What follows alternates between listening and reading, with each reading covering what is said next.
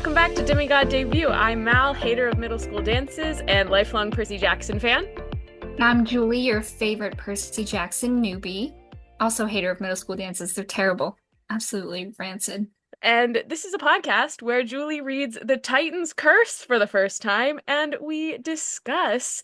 Finally moved on to book 3. We are joined once again by Bella, who has not been here in a while because she has been studying for her actuarial exam, but she passed, and we're very proud. Go math! Let's go nerds! Yes, and we're so glad to have you back. I don't have like a Percy Jackson themed opening question for you, but I did see this on a Hinge profile today, and I think it might be the greatest question of all time. Okay. If someone was going to do like a summoning ritual for you, what 5 items would they need to put in the summoning circle to summon you? Ooh, that's kind of fun. Oh, what would they need to summon me? A contemporary romance book, preferably gay, but it doesn't have to be. Something cow themed for sure. Yeah, something with a cow. I love cows and cow print. I would say coffee, like iced coffee, just black, like a black iced coffee, and then sausage, egg, and cheese on an onion bagel, not toasted. Is that 5 things? That's 4 things, I think. And like gold hoop earrings. That's a good one. Julie, what about you? A cup of hot black coffee, an espresso martini, Cheers. Absolutely. A lot of coffee. some kind of vanilla perfume. I'm really into vanilla right now. Right now I'm coconut vanilla for summer. I smell like a Let's go. coconut macaroon. Ooh, that's delightful. That's 3. What else? Ooh. Some kind of fruit. Love. I don't care what it is, like unless it's a melon. No melons except for watermelon. That's the only exception. That is a personal attack because melons are very clearly the best fruit, but that's fine. No, oh god, we'll get into this later. Oh my god, what's the last thing? Anything Sabrina Carpenter related. Understood. Yeah. They have to play espresso during. Oh, absolutely. I'm there. And so that's a 3rd coffee themed. Listen, I have an identity and I'm sticking with it.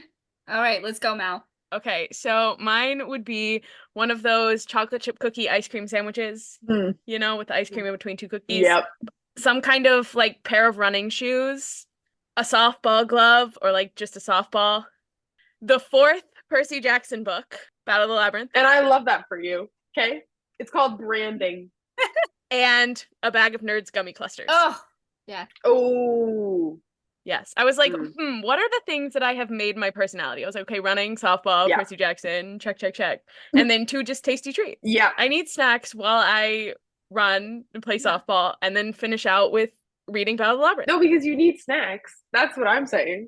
Happy Pride Month. Happy Pride. Oh my god, gay rights. Let's go, gays. Let's go, gays. We're recording this a little bit later than we initially planned because Julie was visiting and somehow both of you managed to get sick after last weekend, but everyone, I think, has healed up and is ready to podcast once again. Yeah. You're just gonna have to edit out coughs from us. Yeah, I'm really sorry for that. Oh, I'll edit them out. All right, so Titan's Curse. Yeah. What a fantastic book to start in the summer when it's the one book that takes place in the winter. Yeah. Good time. No, honestly, it is like, I feel like that's better because then you don't have to be like reading a darker book while it's like also darker outside. Exactly. All right. Chapter 1. My rescue operation goes very wrong. Immediately, this is a banger. And the first line of this book is, the Friday before winter break, my mom packed me an overnight bag and a few deadly weapons and took me to a new boarding school. We picked up my friends Annabeth and Thalia on the way. And much to unpack in this first line. First of all, winter break, not summer break. And somehow in the last 6 months, we have already become friends with Thalia, which is exciting. Yeah. And then Sally is driving them up to Maine and telling embarrassing baby Percy stories because she talks when she's nervous. And like Sally Jackson is me in this scenario. When I'm nervous, I gotta fill the silence. That's why I have a podcast. Yes, on brand. No, I love this opening too because the like packing deadly weapons. Let's go, Sally. I love her. She said, let's go, girls. Like these 14-year-olds just with like huge weapons. And she's like, okay, well, if we're going, we're going. Let's go. She's like, if you have to do this, like you're gonna be prepared. I will help you pack the deadly weapons. She gets it. Yeah. Like she's like, I'm not doing this halfway. Okay. We're committing to the bit.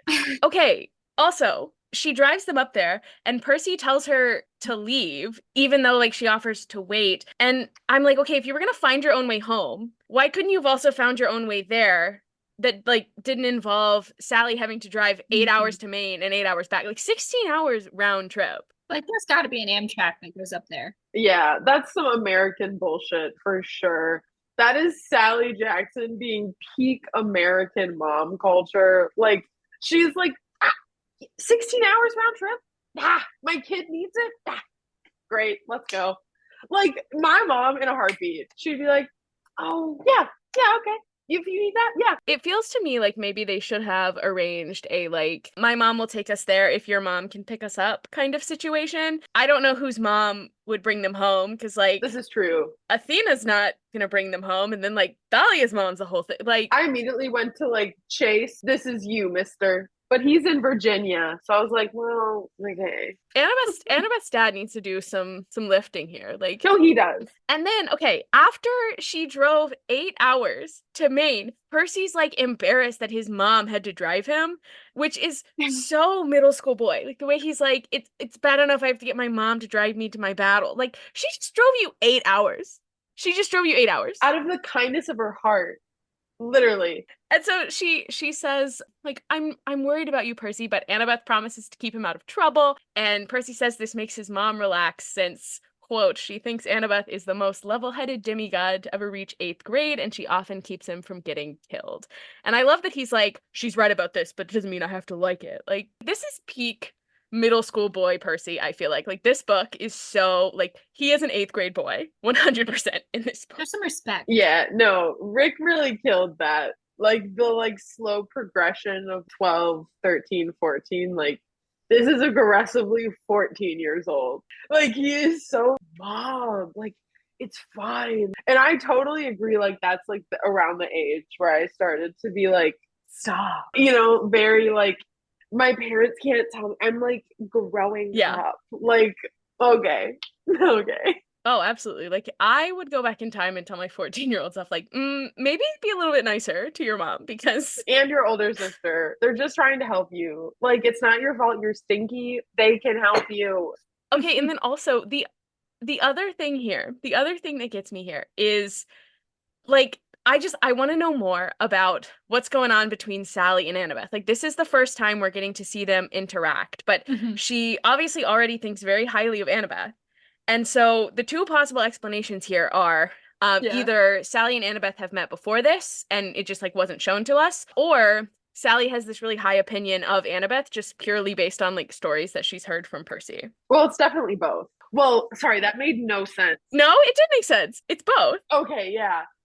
I think it's both because I think she has a high opinion of her because like I think they met before this and like before this book, I feel like they had met. Especially like Sea of Monsters. Like if Percy had a picture of Annabeth in his stuff throughout 7th grade, which would have been like before Sea of Monsters even, and I feel like Sally would have met her. Even if it was through like Iris message. Julie, any thoughts? No, I'm just here along for the ride. I still have COVID brain, so if I seem slow, that's why. I'm blaming it on that. Okay. You're doing great, Esty. I mean, you probably don't feel great, but like you're doing great being here. Thank you. I think like my personal theory is because like Annabeth and Thalia were going to school in New York. They're going to school in Brooklyn. So I wouldn't be surprised if Chiron like arranged something to be like, hey, these kids are going to be going to school in Brooklyn. Like, here's Sally Jackson. You can contact her if you need anything and like camp is too far away or something. And so like, I feel like sometime in that year, if she hadn't already met Annabeth, like she probably met them both while they were in school in New York. But that's why didn't they show us in the book? Why didn't they show us in the book? Makes me so mad. No, I literally would have taken like an epilogue. Sally meets Annabeth. Like, great. I want like a parent family picnic thing or something. Like, invite all the parents who are involved and they go to a picnic with all the half-blood kids. Yes. Oh my God. I want half-blood PTA. Okay. Yes. Give me a PTA program. Okay. These kids need structure, dude. Yeah. Yes, and their mortal parents should be more involved. Yeah, and they're godly one. Like the gods need the PTA. Yeah. Right. So then Thalia tells Percy that his mom is really cool, and Percy then asks about her mom, which she does not want to talk about. No, literally, it's just like record scratch, keep moving. And then Annabeth kind of saves us from the awkwardness, and she's like, "We should go inside." And so they do, and it's a military school decorated with weapons. And immediately we're stopped by these two teacher people, one of which is a French guy with two different eyes. Oh, sorry. I'm so sorry. I'm so unserious. It's a fun and not at all suspicious detail to just be like, he has two different colored eyes. Like, I feel like even if you met a person who had two different colored eyes, that's not a detail you would necessarily throw in unless it was like, this person is suspicious, you know? Yeah. I mean, what's it called? Like heterochromania? I don't know, something like that, yeah. I know it's hetero something. But we'll have none of that during Pride Month. Yeah. Oh, yeah. Honestly, so true. Way to be a freaking homophobe. Okay. I need to look it up. It's gonna bug me. Hetero. Ha! I was right! Heterochromia. I'm literally a genius. Wow. You are. I mean, you did literally just pass a math test, and like every time I saw anything that you were studying, I was like, what is this? Let's go math. I'm so sorry. We were saying. What were we saying, actually? Yeah, so this motherfucker has two different colored eyes. Yes. He's French. Red flag. Oh, Red flag. He's French, he has two different colored eyes. God forbid a girl have heterochromia. It's okay when girls do it. When French men do it? Yeah, no. No. I'm so sorry. Stop apologizing. Be as unhinged as you want. We love you. I had a lot of caffeine before this. Okay, so then Thalia snaps her fingers and says that, oh, we're students here. We're 8th graders. And the other teacher says that she knows them and asks like why they're not at the dance. And of course, Grover then runs up and almost blows it by being like, oh, you made it.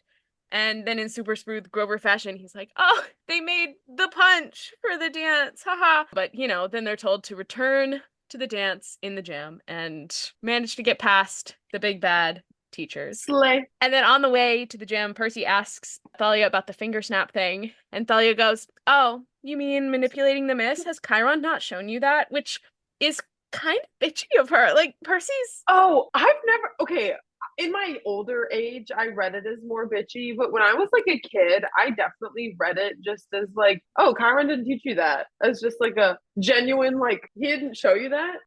So, like, already we've got Percy kind of jealous of Thalia. Like, he's all jealous that Chiron showed her and not him. An excellent dynamic. And so then once they're in the gym, Annabeth and Thalia give Grover a hug, but then Percy gives him a high five because boys can't hug. No, I was like, hello.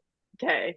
And okay, Grover tells them that he found 2 half-bloods, a brother and a sister, who seem to be really strong, and talks about a monster that's been getting in his way constantly every time he tries to get close. And then Percy notes that he looks to Thalia for help, and Percy feels jealous of that too, because he's like, Grover used to look at me for answers. So like, this is just like 10 out of 10 already. Yeah, no, it's really hitting all of the I'm a 14-year-old boy markers. Bestie is experiencing insecurity, jealousy, questions of self-worth. Welcome to puberty. Welcome to being 14. It's terrible even if you're not a demigod, and just like adding on the supernatural element makes this so good. Grover also tells them that the monster is the vice principal with the eyes that we just met. So what? Couldn't have seen that coming. Never.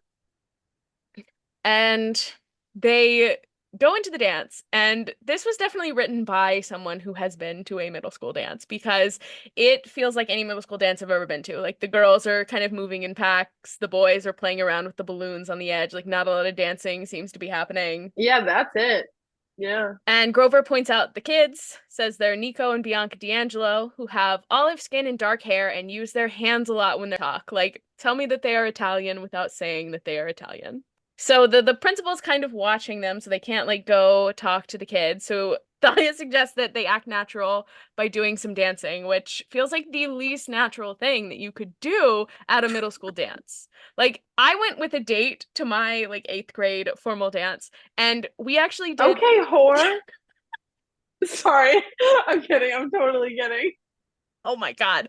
No, we did zero slow dancing. We did not touch each other at all. We like You saved room for Jesus. we saved room for Jesus and then also like several Jesuses because Good. It was middle school, okay?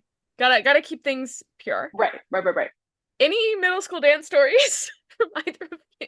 Not sharing those here. Sorry. Not happening. Oh God, no. Those are my stories. Yeah. Just that like all I would say was like I was definitely in like the pack of girls. Like it was me and my friends were having the time of our lives, but like not with anyone but our like friends. Julie, were you kissing people in dark corners? No, I was not. No. But we are still not talking about. No, I no. Oh, another fun thing, Thalia making fun of Grover for picking a Jesse McCartney song. Like, this absolutely 100% has to be Beautiful Soul. No Jesse McCartney slander in this household. Absolutely not. Honestly, yeah, same. Yeah. Like he's weird now, but like And like this was written in like the early aughts. So he was like it was like heyday Jesse McCartney. It's like the mainstream singer-songwriter of the time. peak heartthrob status. Like let Grover be a pop girly, okay? So if he's a pop girly, like what would be kind of the today's song that gives the same vibes? I feel like Thalia would diss like Espresso by Sabrina Carpenter just because, and this is a hot take, but sometimes Julie's face right now. no. Oh, I love that song, by the way. I personally love okay. that song. No. I'm not slandering that song. That song rocks. Pop gold. I might have had to leave. Yeah. Oh, no. And I would have respected that decision, by the way. That would have been absolutely mine leaving. I like just something along like those lines. Something like extremely popular and like very in the mainstream that I think Valia would be like, God, like it's just so popular. I think she would have hated 1989. Ooh, Gotta be honest. yeah. I think she would be anti Taylor Swift. I really, really do. Yeah. No, she absolutely would. Yeah. Because I feel like, and this is just a general critique of Rick Riordan's female characters, but a lot of them kind of tend to fall into a not like the other girls kind of thing because that was like very much the thing in like the 2000s. It was like, oh my God, yeah, the Manic Pixie Dream girl, like dude. the girls that weren't into all the popular stuff were like the interesting cool ones. Yeah, they weren't like other girls. Yeah, so she absolutely would be picking some like her choice for Green Day. Like, yeah, okay, a great choice, but it also feels very like I'm not like the other girls because I'm not listening to Taylor Swift. I'm listening to Green Day. Yeah, very that energy. But also like 14-year-old girls are still like that, so I'm not like mad at it or anything. But okay, who's listening to Chapel Roan? Which character listens to Chapel Roan? Me now, after you and Laura made fun of me for not getting your Pink Pony Club reference a couple episodes ago. Yeah. Chapel Roan rocks. And Incredible. I'm very sorry. I apologize to the gay community for not getting into Chapel Roan sooner. That's okay. You're here now. Yeah. Okay. That's all that matters. Yeah, no. Clarice is absolutely listening to Chapel Roan. Grover is too. Pink Pony Club, shut up. Yeah. I think Chiron also. That's my wild card. I love that. Just for vibes. No, I feel like purely just vibes alone, he is rocking so hard to the rise and fall of the Midwestern Princess. I'm so sorry, but he is. I love that. Good luck, babe. This man is blasting Good Luck, Babe at the gods, and they don't even know it. You know, I hate to say it, I told you so. That's Chiron's song. I rest my case, Your Honor. It's my new favorite headcanon. I love it. So, post the song discourse, Thalia drags Grover off to go dance, which leaves Percy and Annabeth alone. Everyone say, "Thank you, Thalia." And Percy has to point out that Annabeth is now taller than him, which he finds, quote, kind of disturbing. Middle school boy. He also notes that she wears little owl earrings now. And when she takes off her hat, her hair like spills out and she looks older. And I'm just kind of picturing a slow-mo movie moment here. She like takes off her hat and her hair like cascades down and music plays and Percy just kind of looks on like, open mouth, drooling, like hard eyes. Yeah, hard eyes that he like does not know are there. He's like, right. why? This is so. It's cool. Why? Yeah, it's cool. Yeah. You're like, you're so dumb, dude. You're not dumb. You're just 14. He's like, I am seeing her in a new and different way. I'm looking at her normal. This is normal. Yeah. No, yeah. This is how you look at your friends. Yes? Yes? Obviously. And then, okay, big green flag for Percy here. He opens the conversation by asking her if she's designed anything cool lately. Like, taking interest in her interests. Point for Percy. No, yeah. He's like, you know what? She's smarter than me, and she has hobbies, and I'm gonna ask about them. Exactly. Okay? Because I want to, and it's normal, and don't ask any questions about it. And she gets all excited to get to like tell him about how she's taking 3D design at her school, and she's designed this monument for Ground Zero in Manhattan. And I have to say, 9/11 mention. I can't believe Annabeth beat Julie to a 9/11 mention in our coverage of this book. Wasn't me this time. 9/11 mention canon. 9/11 happened in this universe. It is now confirmed. And the gods did nothing to stop it. And you know, I'm gonna say I'm a little bit glad that these books came out probably a little too close to 9/11 for Rick Riordan to feel comfortable like turning 9/11 into some like thing with the gods the way he did with like World War II. Because I think had it maybe been a little further removed, he would have been like, oh, that's because the gods got into a fight, and we would have been like, maybe don't do that. Maybe. What, all of the 19 hijackers were Hades kids or something? Is that sound? Yeah. But also, like, I'm very curious what the like monument she would want to build is. I hope it's like anti-gravity water. Like, I just want something really chaotic and cool. Well, so when this book was released in 2007, they would have like started construction on those big square like pools. Reflecting pools. Yeah. Oh, the pools. Yeah. They started construction in like 2006, but they didn't open until 2011. And I don't know what people would have known about it at the time, but they had a contest, I thought. Oh, did they? Of the memorial, I think.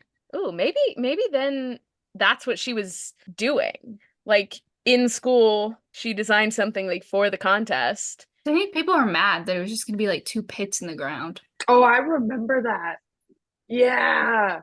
So during this conversation, Percy says that he understands almost nothing that she's saying, and that he's kind of upset that she likes her school because even though she's going to school in Brooklyn, he almost never gets to see her.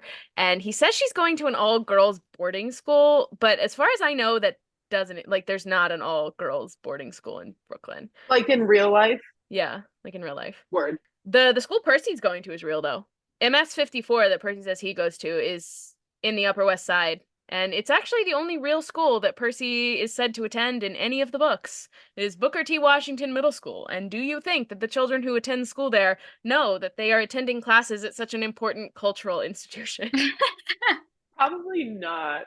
Maybe the kids that read that book, specifically if they went there, then yeah. Wouldn't that be wild? Like if you were just reading a book and all of a sudden it's like MS 54. Or like you check out The Titan's Curse from the library at MS 54 and MS 54 is mentioned. Wild. That would like break my mind. Especially as like a middle schooler. Dude, shut up. That would have been so cool. I would have loved that. Percy also asks if she's planning on finishing the year there, and she's like, maybe, if I don't. And then they're interrupted by Thalia, who tells them they need to dance. And so Perseus cannot take a hint. Jackson goes, who do I ask? And so Annabeth punches him and says, me, Seaweed Brain. Because unfortunately for Annabeth, if you want something done, you have to do it yourself because he is a 14-year-old boy. Like, he cannot even admit that he likes his mom, and he is the biggest mama's boy to ever exist. Yeah. I read that maybe different. The way I read it is like Percy just kind of being like, oh, well, who do I ask? Just to like literally be an asshole. And then for Annabeth to be like, me, you like moron. No, literally, it's like, me, idiot. Come on. Like, okay. Haha, so funny. I'm not dancing with a stranger. Come on. Like, she's just like over it. She's like, I'm done with your humor. Come on. Yeah, okay.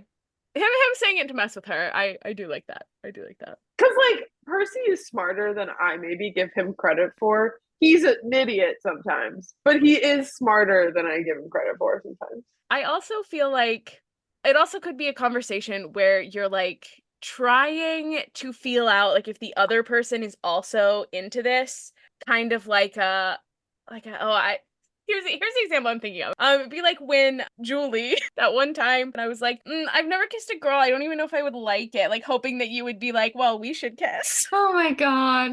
Wait, were you really hoping that? Sure was. Oh my God. Well, hey, it worked. It did. I don't think that's lore that I want to drop on this podcast. Listen, it's an integral part of our friendship. I mean, it is. It is. So, kind of like that. Like I would really like to dance with somebody, but I don't know who to dance with. Nudge, nudge. Like waiting for her to be like, no, I want to dance. Like I want to dance with you. Then the awkwardness of this dance is so vivid to me. The way he's like, she's grasping my hand like she's going to judo throw me. The way he's like, I'm trying to focus on anything but the fact that she's taller than me and that my hands are probably sweaty and that I keep stepping on her toes. Like, he's really going through it during this dance. Yeah, it's awesome. I love it. It's so cute. He's acting so normally. No, literally. These little boogers, they're just like, I don't. And I would love to read this from Annabeth's perspective because she's very much picking up on the fact that he's feeling very awkward about this. Yeah, no, but then she also definitely feels awkward about it. So, but she's being intellectual smart girl about it and being like, well, I'm just going to comment on how uncomfortable he is about all this and make it about him, and I'm going to project. I love her. Percy, like, very clearly is not aware of his own feelings. Do we think that she is? Does she know at this point that she has a crush on him? Yeah, absolutely she knows. I think she's a lot more self-aware. Yeah. Absolutely. I think girls in general are a lot more self-aware than boys at this age. I really do think she knew. Yeah, I think I agree. He's oblivious, but she knows for sure. Yeah. It's always hard when you have feelings for someone who's really important to you and you're not sure if they're reciprocated, and so you're like, I can't say anything because if they don't like me back, like this is gonna ruin everything, you know? No, here's the thing. Friends to lovers, it's a beautiful trope. The real life execution, bro. Oh, 0 out of 10 would not recommend. So tricky. Unless it's like the most obvious thing to everyone and their mother. Yeah, ugh. So we're slow dancing and for once actually return to a conversation that we started that got interrupted. So go them. Let's go ADHD executive functioning. All right. That's iconic. He asks what she was saying about school, and she says her dad is moving to San Francisco and he wants her to go out there with him. And she says half-bloods can't live in San Francisco because it's right there. And then Percy doesn't ask what she means because he doesn't want to look stupid. It's because San Francisco's a liberal hellscape, obviously. Oh my God, that's totally it. You're so right. San Francisco was very nice when I went there. Fake news. Liberal propaganda right there. I rode a bike over the Golden Gate Bridge. It was nice. So Percy doesn't ask, he doesn't want to look stupid.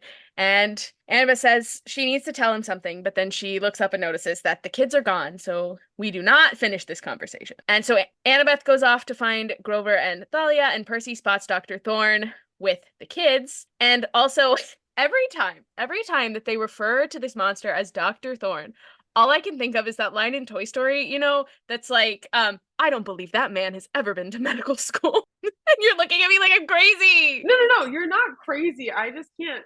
That one's not ringing a bell for me, but I wholeheartedly believe you. Yeah, no doubts. Yeah, no, Okay. I believe you 100%. I cannot believe that line does not. I quote that like often, I feel like. I didn't like the Toy Story movies all that much. What? Yeah, I remember. I really liked the third one. Well, it's from the first one when they're like in Sid's house and he says something about like doing surgery on like the toys because he's making the weird like freaky toys, and they're like watching him tear apart this toy, and Buzz is like, I don't believe that man has ever been to medical school. No, God. I just remember feeling like a giant fraud because of my One Direction heydays. I was a Liam girl, and Liam loved the Toy Story movies, but I hated them. And I was like, I'm a fake Liam girl because I hate the Toy Story movies. You were a Liam girl? Absolutely. And I support that. Liam? No, I get it. Liam can sing, dude. Like, I mean, they all can sing. Newsflash.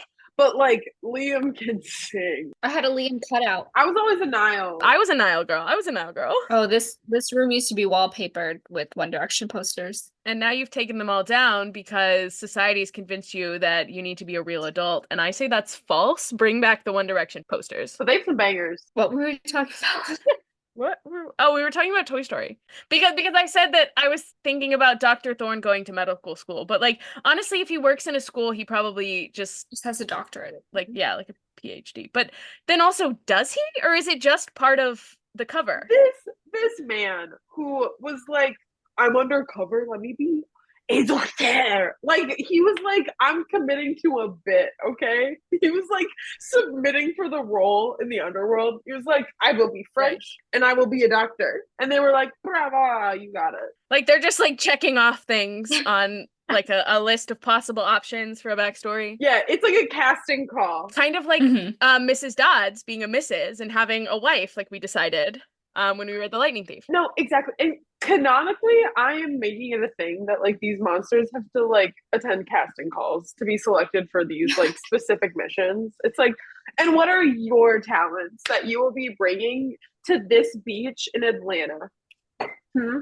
Like, that's your mission. Like, I want to know what the casting process is like in hell. Like, you're gonna be playing the role of a vice principal. You're going to be a doctor. They gotta do like their what do they call them? Digitals. Yeah.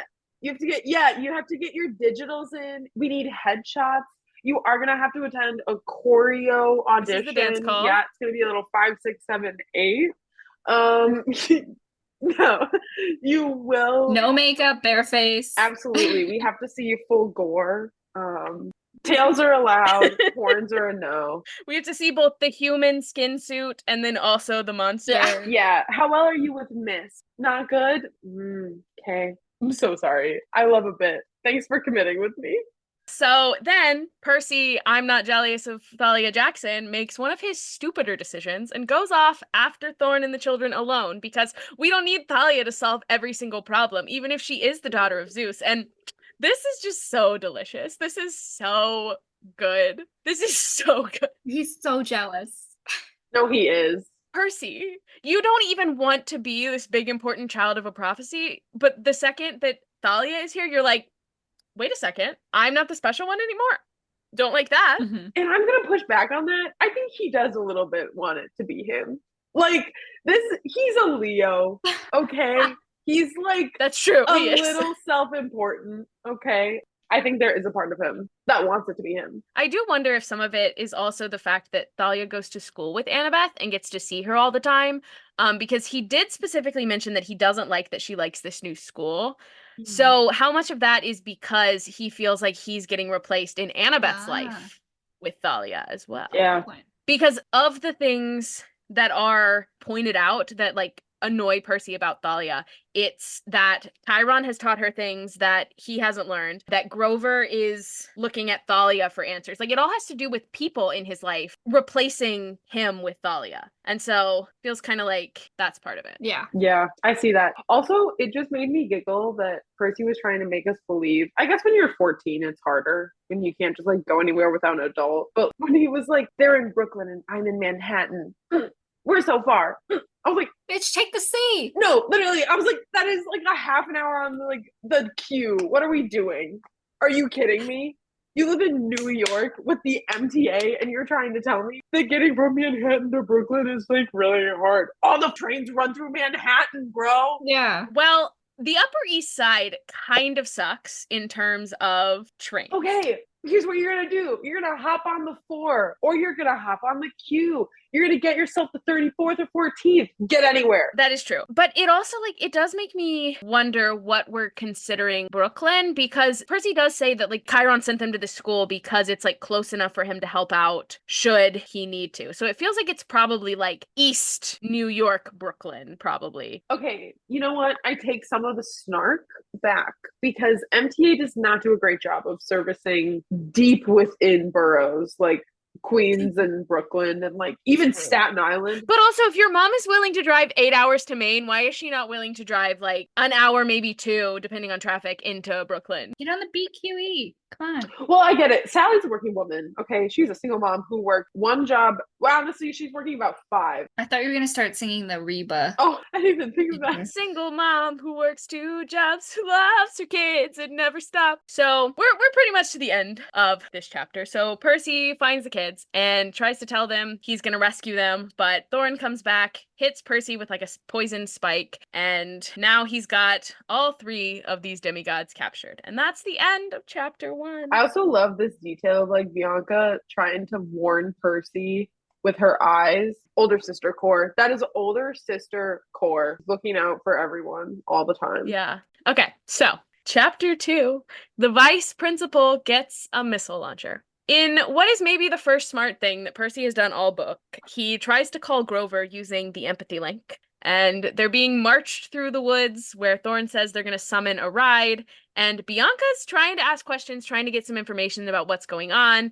Thorn gets angry. Nico tries to defend her and be a good little brother. And it's like, don't talk to my sister that way. And just generally, things are not going well for them. And Thorn says, someone wants them alive. And Bianca says, what do you mean? Like, you're not going to get any ransom money. We don't have any family outside of each other. Sad face. No, she's like, try us. I literally have nothing, dude. I'm 12. What do you want from me? I'm 12. I have this 10-year-old brother that I'm kind of in charge of. Like, there's nothing. We have no family. What? And Thorn says, once you meet my employer, we can get you a brand new family. And Percy accuses him of working for Luke. And Thorn is very clearly not a Luke fan. And tells Percy he has no idea what's happening, and there's some mysterious general that is looking forward to meeting him. It's the general from the insurance commercial. Come to the general to save some time. Yeah. Immediately popped into my. Dang, Julie, I can't believe you predicted that. I know. Crazy. We might as well pack it up now. Julia already knows who the general is. Got the little helmet. Can't see his face for his mustache. And I appreciate that Dr. Thorne kind of starts monologuing and dumping information on us. Why do you call him Dr. Thorne? What? Like, you're just using his professional, like, respectful title. He's a piece of shit. And you're just like, Dr. Thorne with all this authority. Like, Yeah, you should call him this bitch. Yeah. Yeah. Okay.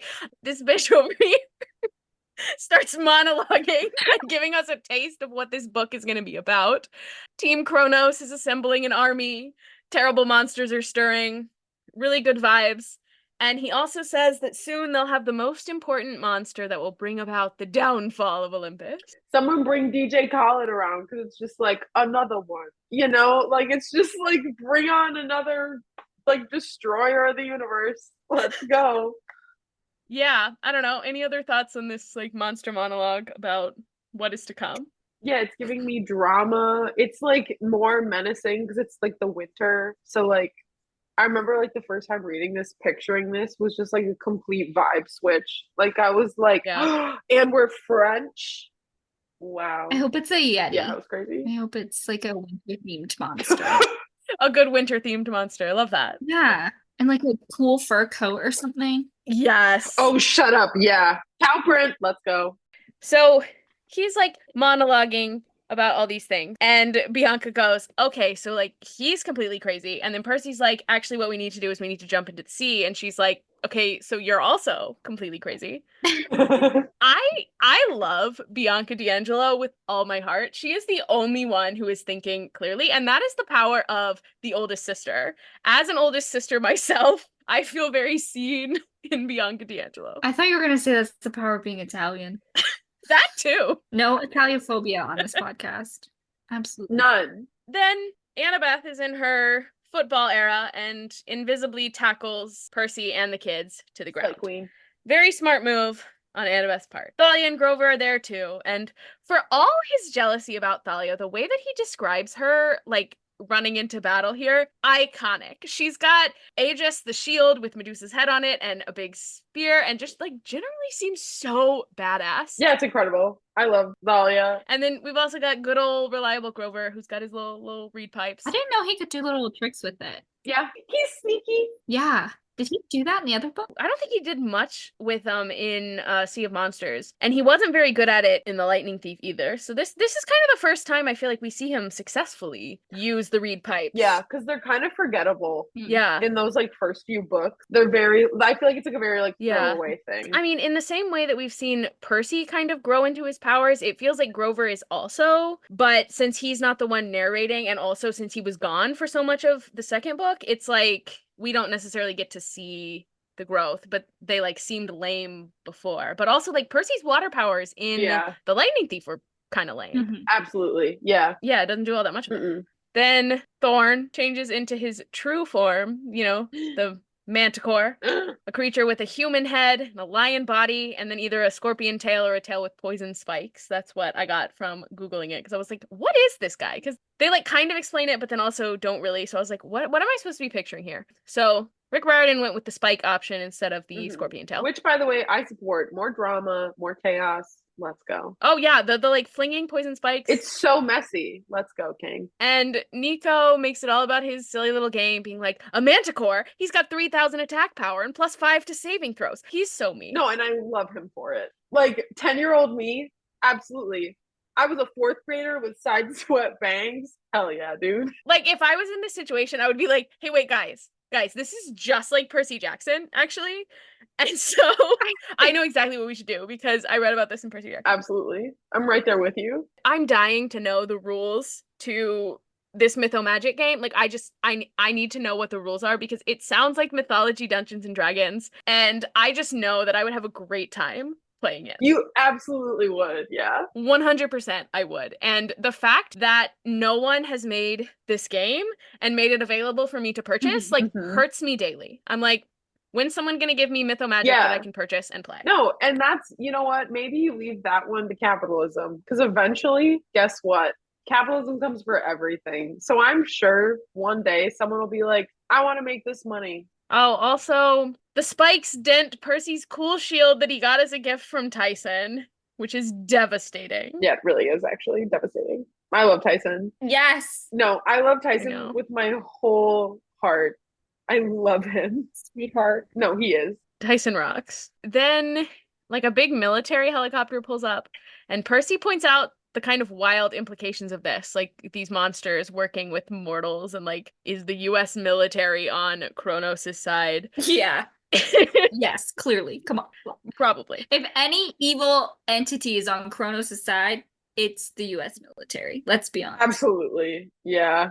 So, things are looking pretty hopeless for our demigod heroes. They're trapped between a monster and a military helicopter. But suddenly, there's a hunting horn and arrows start flying from the woods, and Percy says this is more accurate than even the Apollo cabin can shoot. And the arrows have come from a collection of girls ranging from 10 to 14 in silver jackets who Annabeth calls the Hunters, and Thalia is very clearly not happy to see. Yeah! Very excited about this appearance. And so then one of them asks for permission to kill, and the monster's like, divine interference is against the ancient laws. And a little girl steps forward and is like, actually no, because I hunt wild beasts and I can do it however I want, and gives the girl who asked permission. And as a child, Zoe with like the little umlaut, the 2 dots, the coolest thing that I had ever seen. I was like, this is the coolest character in the world because she has like a fancy E in her name. Yeah. No, my little like gay heart was like powerful girl. Yeah. Like the Amazonians in Wonder Woman, is that right? Girl gang. We love a girl gang. Yeah. Yeah. By the way, yeah. Yes. One more time, Thorn goes to lunge at Percy and Thalia, and Annabeth jumps on his back just in time for him to jump off a cliff, taking Annabeth with him. Pour one out for Annabeth. Gone but not forgotten. Yeah, I remember reading that, and like I think the temperature of my body dropped about 3 degrees, which doesn't sound like a lot, but for the human body, that's a lot. And I genuinely was so stressed out because I was like, Annabeth is not the daughter of Poseidon. She cannot land in the water nicely. And so I immediately was like, she's dead. And I was distraught. So then the young girl from the Hunters turns the helicopter into ravens and says mortals aren't allowed to witness my hunt. Like, it's an excellent move. Very badass. And Zoe with the dots over her E sees Thalia and hits her with like a disgusted "you." And Thalia angrily goes, Zoe Nightshade, perfect timing as usual. And like Zoe Nightshade is the coolest name in the world. Also, they're giving messy lesbian exes. I'm so sorry, but they are. Yes. Yes. 100%. 100%. I love that so much. I'm calling it how I see it, and that's how I see it. It's canon in my head now. Messy, messy breakup. Okay, thank you, everyone. Yeah, it's so messy. Like, they got a cat, but it had only been 2 weeks. But then it was like huge custody battle. Right. We like U-hauled too quickly, and now it's ugly between us. Absolutely, yeah. Not to bring it back to Chaperone, but one of them is definitely listening to My Kink is Karma. Oh, both of them. Absolutely, they are. So we get to meet unhinged Percy a little bit here because he's losing his mind. He's trying to go after Annabeth, like go over the cliff after Annabeth. Some of the hunters are holding him back. And the girl that he just keeps calling the auburn-haired girl says that his friend is beyond help. And so he turns to her and is like, "Who do you think you are?" And now, Percy, I know that you are both injured and distraught over the loss of Annabeth, but I ask you to examine some facts that have been presented to you. Like, one, this is very clearly the girl who is in charge. The other girls very clearly look to her for permission to do things. Also, you said when you first saw her that she was like so ridiculously beautiful, she like took your breath away. And 3, also, you just watched her turn a helicopter into ravens and be like, mortals are not allowed to witness my hunt, as if she herself is not a mortal. Like, I am begging you, connect some dots before you offend yet another god person. Like, yeah, no, I get what you mean. This man is not able to think because Annabeth just went off a cliff. So his brain is not functioning, by the way. It is gone. Right, I know. Like, I mean, I personally have never been so distraught over the loss of my best friend that I'm like certainly not in love with, that I like ask a goddess who she thinks she is. But like, Percy, you've existed in this world kind of long enough to know that the gods aren't necessarily very forgiving. Like, if Artemis was a little more hot-headed, Percy would have been ravens. He would have been ravens. Very sensitive. They're so sensitive. Aries. T. Yes. Also, okay, I'm gonna make another movie reference, and I really hope this one lands better than the Toy Story one, because in my head, Artemis has always been the, like, ice princess from Shark Boy and Lava Girl. Do you remember her? Not in the traditional sense. Oh! Let me look it up. Hang on. Ice princess from Shark Boy and Lava Girl. Oh, no. No, you don't remember her? No, she's not Artemis. And no, that's not how I pictured her at all. No, she's not Artemis. That's not how I pictured her. But that's slave for you. She has auburn hair.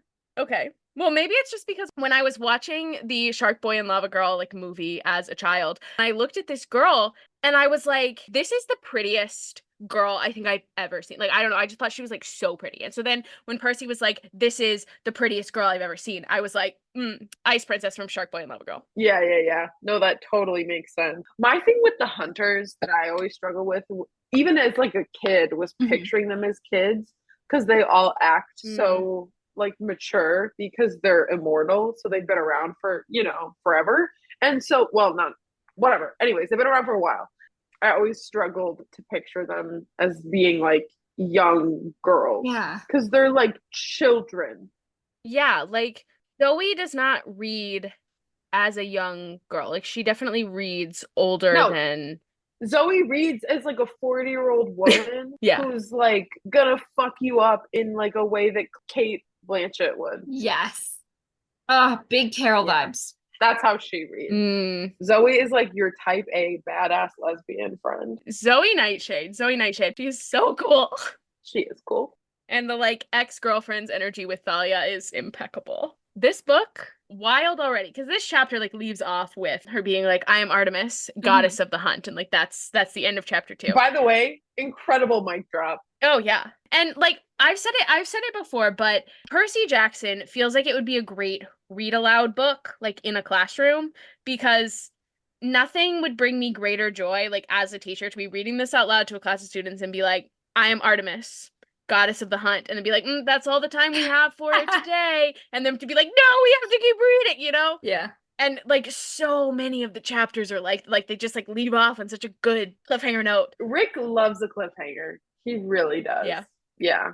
He He sure does. So much happens in these first two chapters. Like middle school dance, losing Annabeth, meeting Artem, like so many things. Yeah, no, truly packed. Any final thoughts, Julie, about this one? Or do you want to make some predictions for next time? I do have some predictions. Yes. Great, because we've got 3 through 5 next time. Okay. A couple general ones before I get to chapter specific. I love this already. Obviously, Annabeth is not really dead. Yeah. Great. Yeah. Bella, you're not allowed to react to the predictions. Oh, I'm so sorry. Mal, I can tell, I can kind of see when I say something, because I can read it on Mal's face, because she gets upset sometimes. And I hope the reason that Half-Bloods cannot go to San Francisco is somehow related to Alcatraz, because I'm trying to think of other San Francisco monuments, and I really can't, like, I'm like, what in San Francisco could there be? And I'm like, Alcatraz is just bad energy all around, because it's like haunted. So I'm like, I want there to be an Alcatraz connection. Yeah, I went there once, and you can go on a tour where you hear prisoners' voices who actually were there. I hate that. Oh yeah, I also did that tour. Yeah, I did too. I hated it. Yeah, it was uncomfortable. Yeah, I didn't like it. Very cool, but I didn't. Not for me. No, I'm not I would never step foot on that island. That rock. It's not By happening. the way, big brain, don't.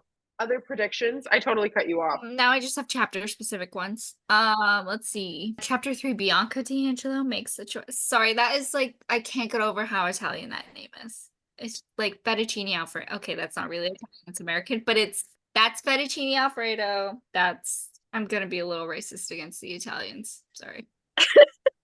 I think she's gonna become like breaking Amish, and she doesn't want anything to do with the Half-Blood lifestyle. She kind of wants to shun it. Okay, yeah, no, cottage core. Let's go. She said, actually, I'm cottage core now. Yeah, I saw Okay, the yeah. helicopter turn into ravens. I want nothing to do with this. And that's You said Edgar Allan Poe, cancel. yeah, just walk away. And You know, she would be the smartest character in any of these books if she did so. that's what I want her to do. I want her to walk away and live a cottagecore life. That'd be so cute.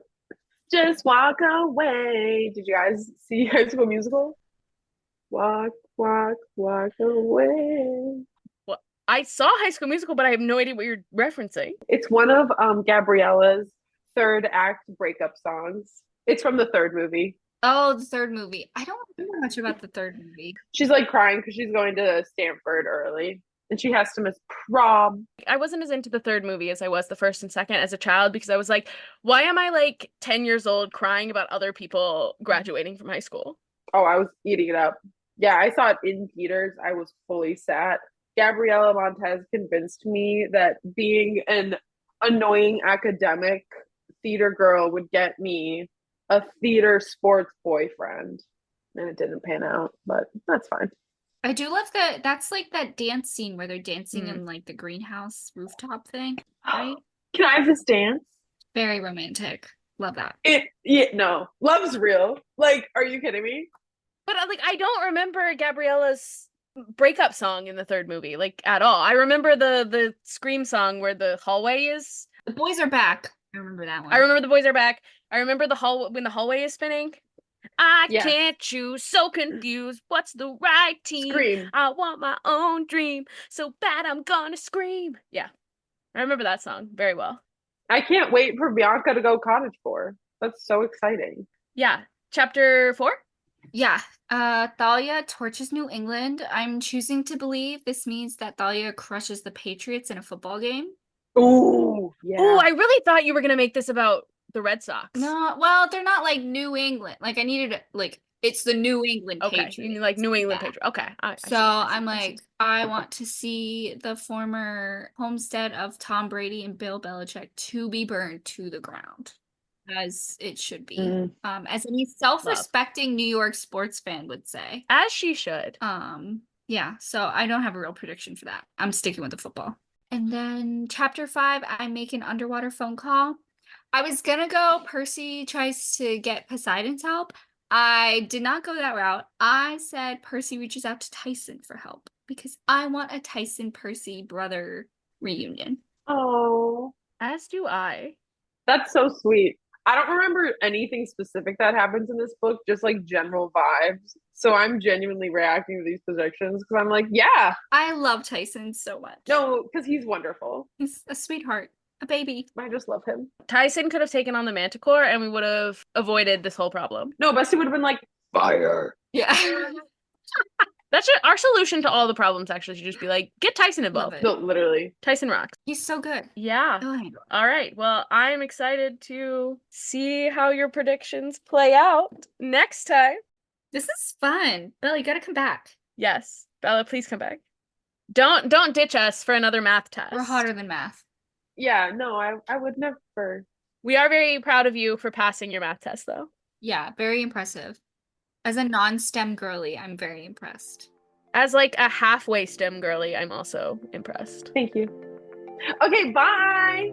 Bye. Bye.